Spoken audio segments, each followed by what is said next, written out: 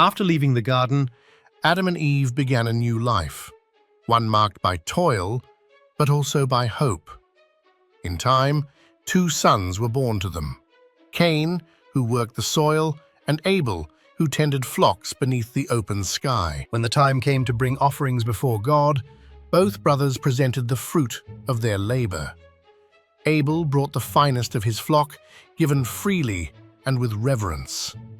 Cain brought produce from his fields, but his heart was not fully in it. And God looked with favor on Abel's offering, but not on Cain's. Jealousy took root in Cain's heart.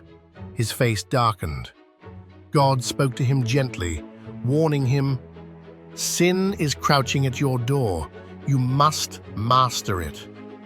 But Cain would not listen. He led his brother out into the field, and there, far from anyone's sight, Cain turned on Abel and struck him down.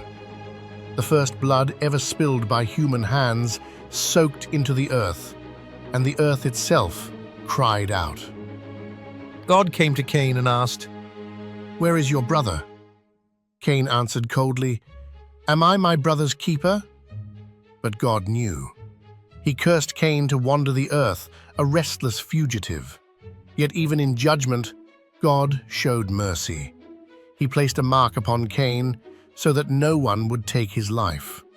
And Cain went out from the presence of the Lord. Cain's descendants multiplied and spread across the land.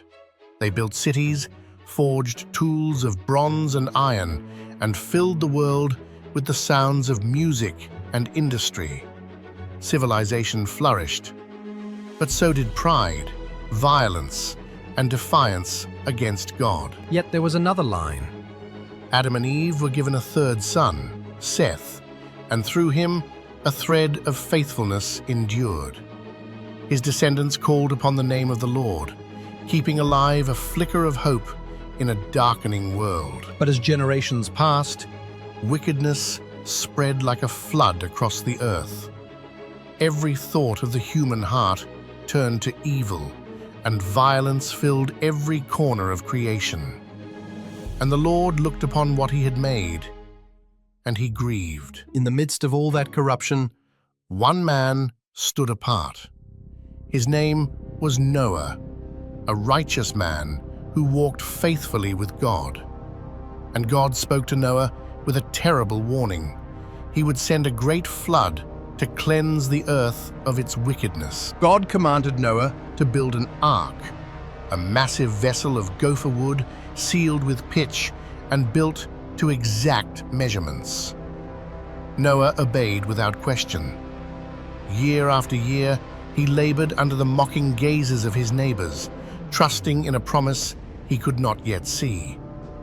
When the ark was finished, God called the animals. 2 by 2 they came, every kind of creature, as if drawn by an invisible hand. Noah and his family stepped aboard. And then God himself shut the door. The skies broke open. Rain fell in sheets for 40 days and 40 nights. The fountains of the deep burst forth, and the waters rose until even the highest mountains were swallowed beneath the waves. Every living thing outside the ark perished.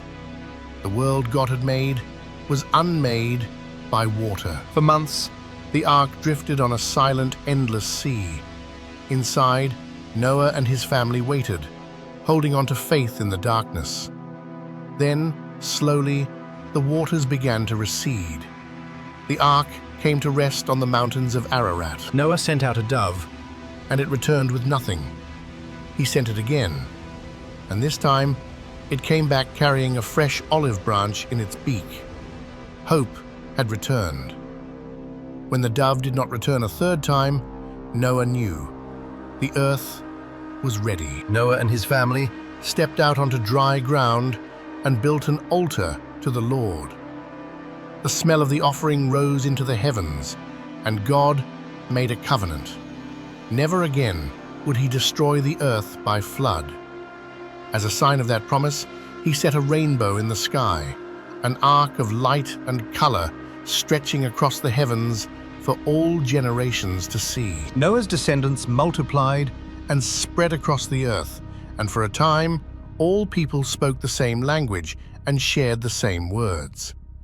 They settled on a great plain in the land of Shinar, and there ambitions stirred. "Come," they said, "Let us build a city, and a tower whose top reaches into the heavens. Let us make a name for ourselves."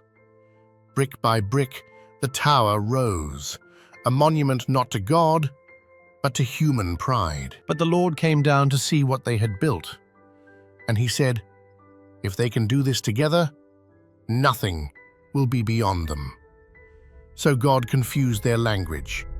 Where once there was one voice, now there were many, and no one could understand the other. The buildings stopped. The people scattered across rivers, over mountains, to the far corners of the earth. The place was called Babel, for there the Lord confused the speech of all the world. And so, from one family came many nations, each with its own tongue and its own land. The story of humanity had only just begun, and through every act of rebellion and every moment of grace, God's plan continued to unfold, pointing always toward a promise yet to come.